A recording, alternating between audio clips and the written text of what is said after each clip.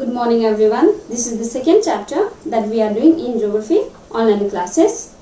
So in this chapter we have come to know there are 5 relief features of India. They are the Himalayan mountain complex, or it is also known as the northern mountain of India. Second, we have the Indo-Gangetic plains, or it is also known as the northern plains of India. Third, we have the peninsular plateau. Fourth, it is the coastal plains of India, and fifth, it is the islands of India. So these are the 5 relief features or the physiographic division of India. So in previous class we have already discussed about the Himalayan mountain complex and the Indo-Gangetic plains. So these were the 2 topics that we have already discussed in our previous class. And the topic that we are going to discuss today, it is the peninsular plateau, coastal plains of India, and the islands of India. So the peninsular plateau of India, the coastal plains of India and the islands of India are the 3 topics that we are going to discuss in today's class. So without wasting our time, let us begin our today's class. So the first topic that we are going to discuss in today's class, it is the peninsular plateau of India. It is the oldest landform that we have in India, and it is made of sheet of lava. Peninsular plateau of India, it is a triangular in shape, or we can also say it is a irregular triangular landform that lies at the southern part of India, whose base lies between the regions of Delhi and Rajmahal Hills, or we can also say the base of the peninsular plateau lies between the Aravalli range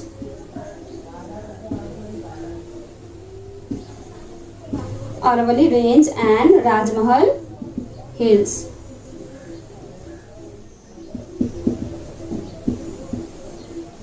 And its apex is formed by Kanyakumari.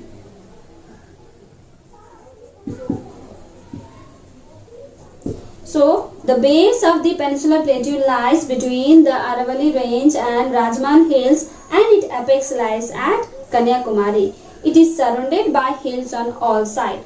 To the northern part we have the Aravalli range and Vindhyachal mountain. Vindhyachal mountain and Rajmahal Hills. To its western side we have Western Ghat. To its eastern side we have Eastern Ghat.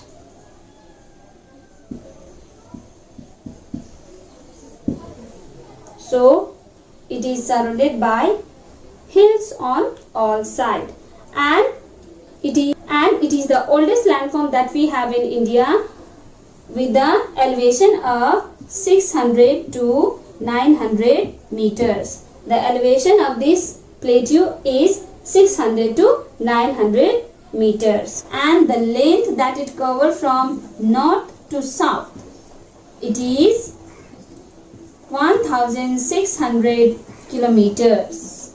So the length that it covers, the distance that it covers from north to south, it is 1600 kilometers, and the width of this peninsular plateau, it is 1400 kilometers, and the width of this plateau, it is 1400 kilometers, but the width varies from north to south. So the width of this plateau varies from north to south. And a flow of west flowing river Narmada and Tapi. So there are 2 west flowing river which flow into the Arabian Sea. The trough of these 2 rivers divide the plateau into 2 parts. The northern part of this trough is known as Malwa Plateau, and the southern part it is known as Deccan Plateau. So the peninsular plateau, it is divided into 2 parts by the trough of Narmada and Tapi, which is flowing in the west. So these are the 2 west flowing river. The trough of west flowing river separates the plateau of India into two parts. The northern part it is known as Malwa Plateau and the southern part it is known as Deccan Plateau. Now let us discuss the three divisions of Peninsular Plateau of India. They are the Malwa Plateau, the Deccan Plateau and the Chotanagpur Plateau. So these are the three divisions of Peninsular Plateau of India. As we all know, the Peninsular Plateau lies at the southern part of India and the trough of Narmada and river Tapi separate the Peninsular Plateau of India into two parts. The northern part it is known as Malwa Plateau and the southern part it is known as Deccan Plateau. So, the two west flowing river Narmada and Tapi divide the Peninsular Plateau of India into two parts. The northern part it is known as Malwa Plateau, the southern part it is known as Deccan Plateau. So, the Malwa Plateau it is a triangular portion of the plateau. It is also a triangular portion of plateau which lies at the northwest of Narmada river. So, to the northwest of Narmada and Tapi river, what we have? The Malwa Plateau. And the Vindhyachal range, it is also known as Malwa Plateau. That means it's the plateau that lies in the northwest of Narmada, Tapi and Vindhyachal range. It is known as Malwa Plateau. The northwest part, there lies a Aravalli range. So, to the northwest part of Malwa Plateau, to the northwestern part, northwestern part, it has which range? Aravalli range. So, it has which range? And the northwest, there lies a Aravalli range. So, to the northwest of Malwa Plateau, what we have? Aravalli range. Malwa Plateau lies at the northwest of Narmada and Tapi, and to the northwest of Malwa Plateau we have a Aravalli range. And northeast we have Ganga plains. Now in the northwest we have Aravalli range, and to the northeast of Malwa Plateau we have the Ganga plains. So we have the Ganga plains. So it is composed of hard rocks. It is composed of hard rocks like granite with an elevation of 800 meters. So the height of the Malwa Plateau it is 800 meters. Its normal slope is in northwest. Its normal slope is in northeast, as resulting of which Chambal and Betwa rivers flowing through this part of the plateau. That means its normal slope. The normal slope of Malwa Plateau lies in which region? The northeast region. Northeastern region. So, northeastern region of Malwa Plateau. This region, the slope of the plateau, it is normal, Chambal and Betwa flowing through this part of plateau, and this Chambal and Betwa later it joins river Yamuna. And so the further extension of this plateau means Malwa Plateau are Rohilkhand, Bundelkhand and Chotanagpur Plateau. So the further extension of this plateau, they are Rohilkhand, Bundelkhand and Chotanagpur Plateau. Now let us discuss about the Deccan Plateau of India. As we all know, the Peninsular Plateau lies at the southern part of India, and the trough of river Narmada and Tapi divide this Peninsular Plateau into two parts. The northern part it is known as Malwa Plateau and the southern part it is known as Deccan Plateau. Deccan Plateau, it is again a triangular plateau which lies at the southern part of the river Tapi. So this is again a triangular plateau located at the southern part of river Tapi. So at the southern part, suppose this is river Tapi, to its southern part we have which plateau? Deccan Plateau. Its northwest boundaries is demarcated by Satpura and Vindhyachal. Its northwest boundary it is demarcated by Satpura and the Vindhyachal range. This is a Deccan Plateau. It's northwest. This is east and this is west.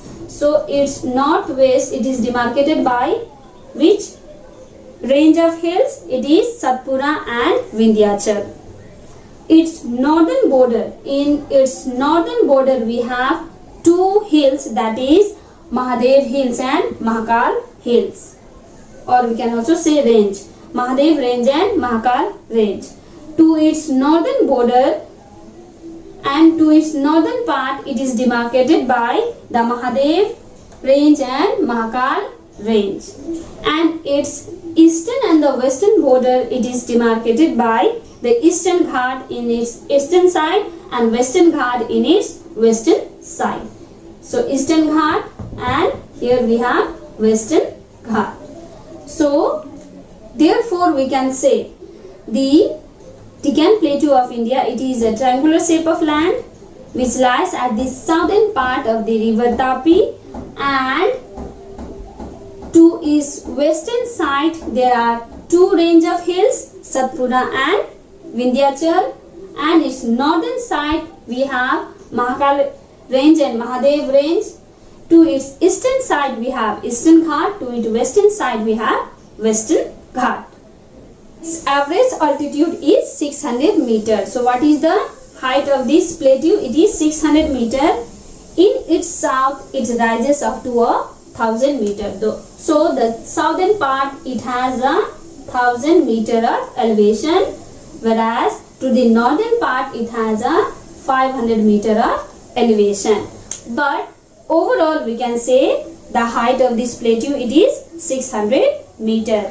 It covers an area of 2 lakh square kilometer. So the area covered by this plateau, it is 2 lakh square kilometer.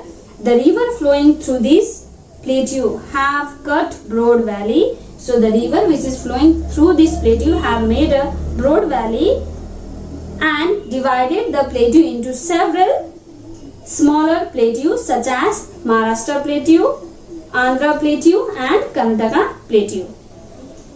Another important features of this plateau, it is the slope of this plateau from west to east, it is gentle, and in the eastern side it is steep.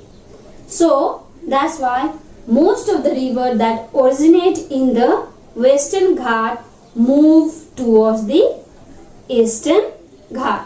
So originated in the Western Ghat flow towards the Western Ghat. Because of the slope of the land, it is gentle when it moves from west to east. The slope of the land is gentle from west to east. That's why most of the river originated in the Western Ghat flow in west to east direction.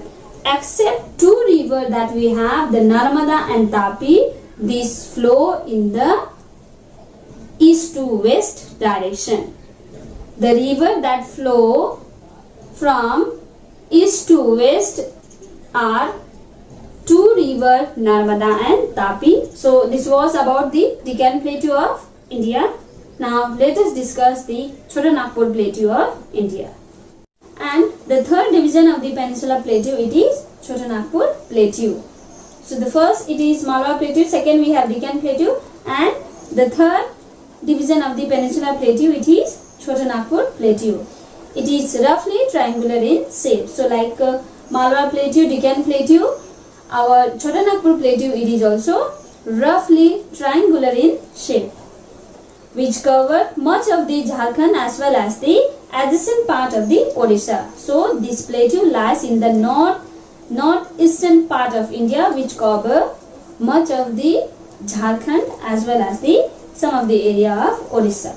The total area is occupied by this Chota Nagpur Plateau is approx 65,000 square kilometer. The elevation is 700 meters above the sea level.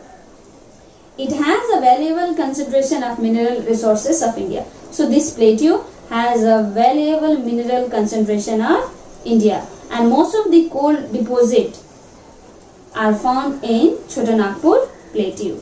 So this was about the Chota Nagpur Plateau. Now let us discuss some of the differences between the Eastern Ghat and the Western Ghat. that demark the western and the eastern boundaries of Peninsula Plateau. So, the Western Ghat and the Eastern Ghat lies in the southern part of India that demark the western and the eastern boundaries of Peninsula Plateau. So the Western Ghat runs in north-south direction in the west coast from river Tapi to Kanyakumari. Same way, Eastern Ghat, it also runs in north-south direction parallel to the eastern coast from Orissa to Nilgiri Hills. Western Ghat from Tapi to Kanyakumari in north-south direction, whereas Eastern Ghat from Orissa to Nilgiri Hills. Second difference is the average elevation is 900 to 1100 meter. So the height of the Western Ghat, it is 900 to 1100 meter, whereas the Eastern Ghat, the average elevation is less than that of the Western Ghat. So the elevation of the Eastern Ghat is less than that of the Western Ghat, but it is above 600 meter and it is 600 meter above the sea levels. So the elevation of the Eastern Ghat, it is 600 meter above the sea levels.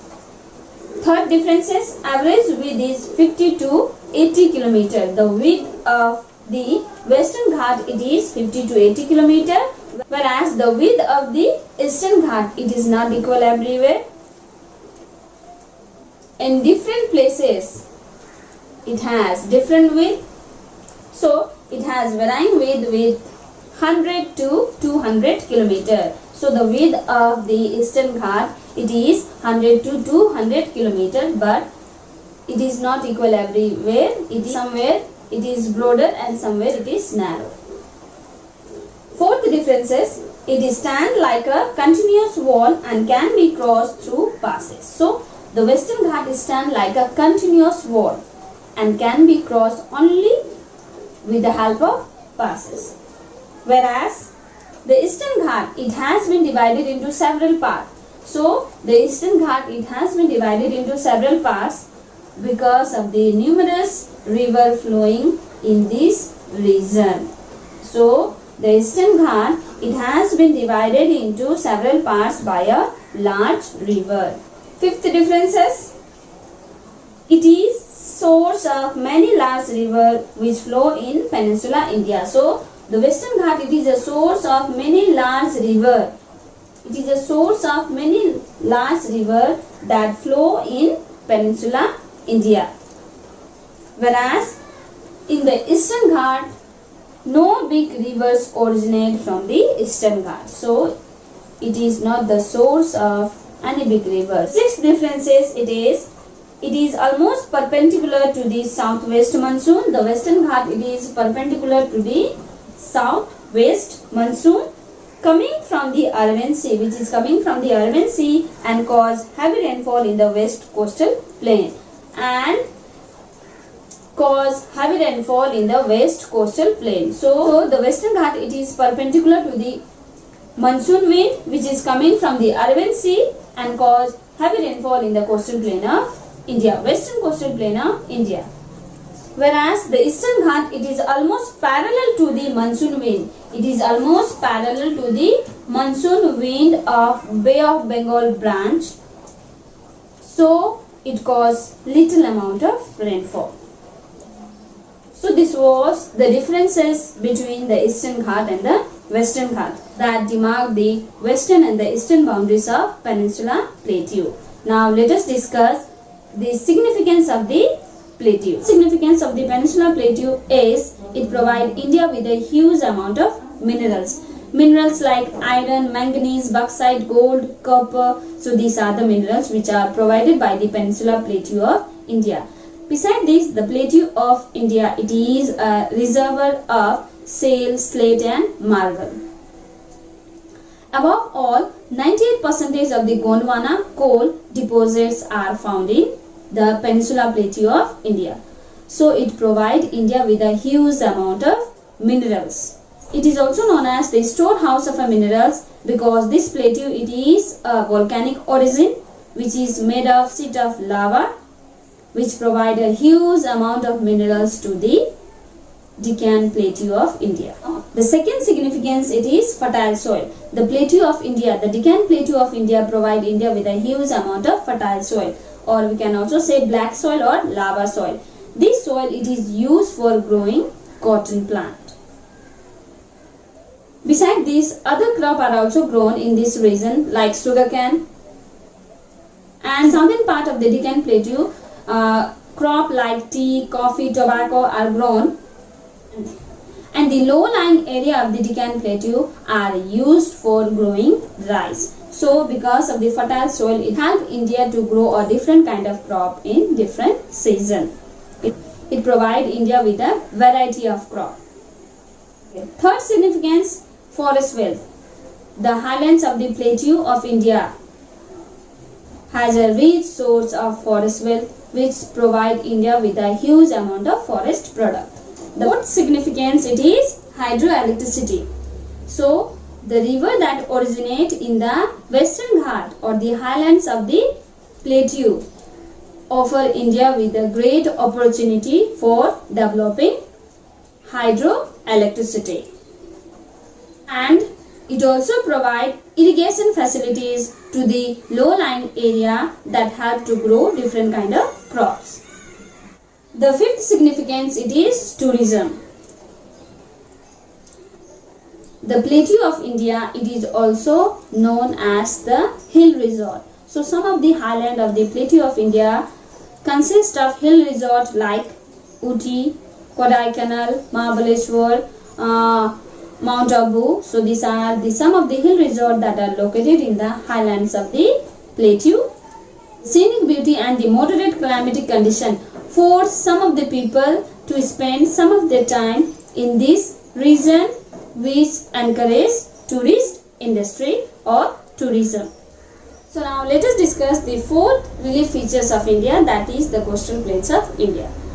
A coastal plains of India, it is a narrow strip of land that lies at the edges of the Peninsula Plateau. That lies at the edges of Peninsula Plateau. A narrow strip of land that lies at the edges of the Peninsula Plateau. On its eastern side, it is known as Eastern Coastal Plain, and to its western side, it is known as Western Coastal Plain. So, what do you mean by the coastal plains? The coastal plains of India, it is a narrow strip. Coastal plains of India, it is a narrow strip of land that lies at the edges of the Peninsula Plateau. To its eastern side, it is known as Eastern Coastal Plain, and to its western side, it is known as Western Coastal Plain. Or we can also say a narrow strip of land that lies or that is located between the Bay of Bengal and Peninsula Plateau. A narrow strip of land that lies between or that is located between Bay of Bengal and Peninsula Plateau, known as Eastern Coastal Plain, and on its western side a narrow strip of land that lies between the Peninsula Plateau and the Arabian Sea. It is known as the Western Coastal Plain. Once again I repeat, a narrow strip of land that lies between the Peninsula Plateau and Bay of Bengal, it is known as the Eastern Coastal Plain. And a narrow strip of land that lies between the Peninsula Plateau and Arabian Sea, it is known as the Western Coastal Plain. So there are two divisions of the coastal plains of India, the Eastern Coastal Plain and Western Coastal Plains. Now let us discuss about the coastal plains of India in detail. So there are two divisions of the coastal plains of India. The western coastal plains that lies at the west coast of India and the eastern coastal plain that lies at the east coast of India. So the western coastal plain, it is a narrow strip of land. The western coastal plain, it is a narrow strip of land that is located between Peninsula Plateau and Arabian Sea. So a narrow strip of land that is located between the Peninsula Plateau and Arabian Sea from Gujarat to Kanyakumari. From Gujarat to Kanyakumari, it is known as the western coastal plain. The width of the western coastal plain, it is 64 km and it is divided into 3 divisions. The western coastal plain, it is divided into 3 divisions. The plain that lies at the northern part of western coastal plain, it is known as Konkan coastal plain or Konkan plain. The middle portion of the western coastal plain, it is known as the Kannad plains, and the southern part of the western coastal plain, it is known as the Malabar coastal plain. So these are the 3 divisions of the western coastal plains of India: the Konkan plains, the Kannad plains and the Malabar plains. The Konkan coastal plain, it is 50 to 80 kilometers. The Konkan coastal plain, it is 50 to 80 kilometers, and these plains lies between Mumbai to Goa. And the central portion of the western coastal plains, we have the Kannad coastal plains, and the southern coastal plains, it is known as the southern part of the western coastal plains, it is known as the Malabar coast. So the Konkan coastal plain, it is with a width of 50 to 80 kilometers and it is characterized with numerous estuaries. We have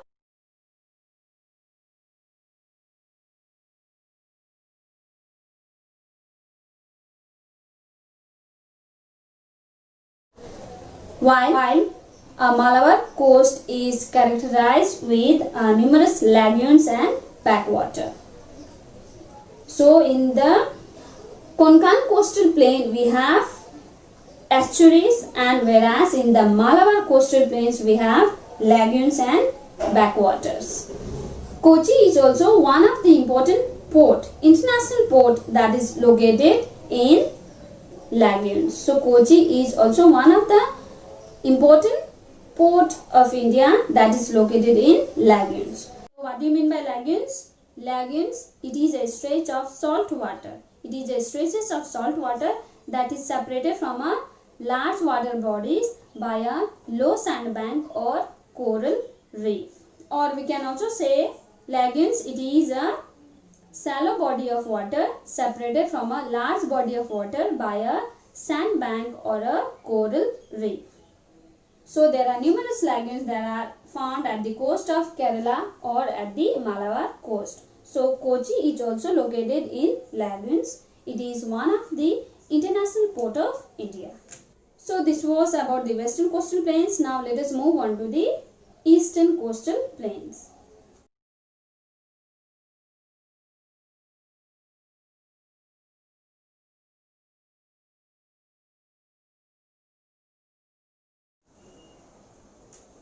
And the eastern coastal plain, it is broader at the coast of Tamil Nadu with the width of 100 to 200 kilometers. With the width of 100 to 200 kilometers. And to its southern part, it has a width of 30 to 32 kilometers. That means it is broader at the coast of Tamil Nadu and its southern part, it is narrow. It is divided into 2 divisions. And the eastern coastal plain, it is divided into 2 divisions.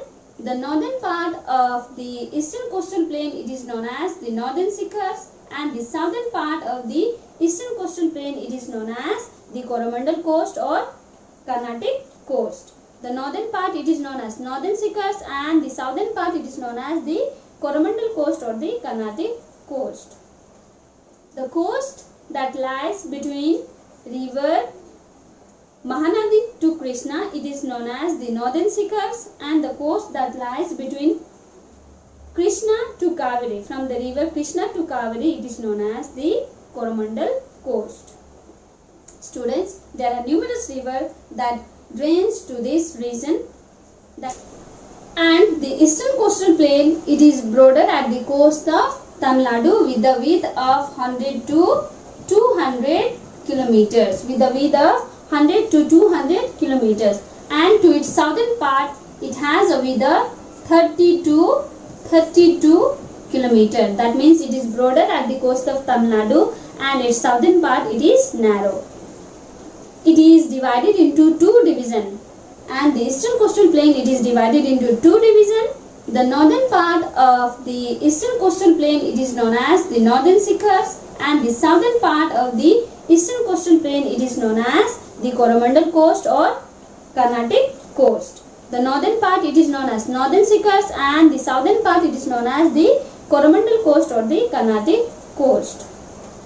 The coast that lies between river Mahanadi to Krishna, it is known as the Northern Shikhars, and the coast that lies between Krishna to Kaveri, from the river Krishna to Kaveri, it is known as the Coromandel coast.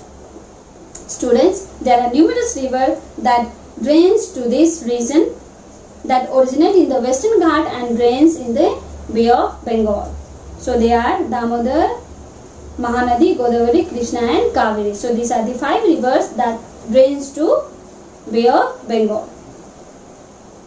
And these river makes numerous deltas.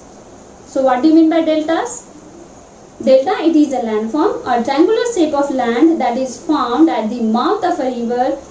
A chain of var is also found at the coast of the Coromandel, which give rise to a numerous lagoons. Lake Chilka and Puliket, it is the best example of lagoons. So this was about the eastern coastal plains of India. Now you may get a question asking differentiate between the eastern coastal plains and western coastal plains. So this was about the coastal plains of India. Now let us discuss about the last physiographic division of India, that is the islands of India. Beside mainland, the territory of India also extends into the Bay of Bengal and Arabian Sea in the form of island, or we can also say the territory of India extends in the form of islands in the Bay of Bengal and Arabian Sea. So the group of islands that lies in the Bay of Bengal, it is Andaman and Nicobar Island. And the island that lies in the Arabian Sea, it is Lakshadweep Island. So these are the two group of islands that we have in India. Andaman and Nicobar Island that lies in Bay of Bengal, and Lakshadweep Island that lies in Arabian Sea. Now let us discuss about it in detail. So Lakshadweep and Andaman are two group of islands of India that lies in Arabian Sea and Bay of Bengal. So Lakshadweep Island, it is located at 8 degree north to 12 degree 30 minute north latitude. So this is a latitudinal extension of Lakshadweep Island. Whereas Andaman Island, it is located 6 degree to 14 degree north. Longitudinal extension of Lakshadweep, it is 70 degree east to 71 degree east longitude, whereas Andaman, it is located 92 degree to 94 degree east. 92 degree to 94 degree east longitude. So this was about the latitudinal and longitudinal extension of Lakshadweep and Andaman Nicobar Island. So Lakshadweep, it is also known as atolls. What do you mean by atolls? Atolls, it is a ring-shaped group of islands. And whereas Andaman, it is also known as archipelago. What do you mean by archipelago? So what do you mean by archipelago? Archipelago, it is a chain of island, is like a chain which is stretched from Andaman till Nicobar. There are 36 islands in Lakshadweep, whereas Andaman Nicobar Island consists of 572 islands.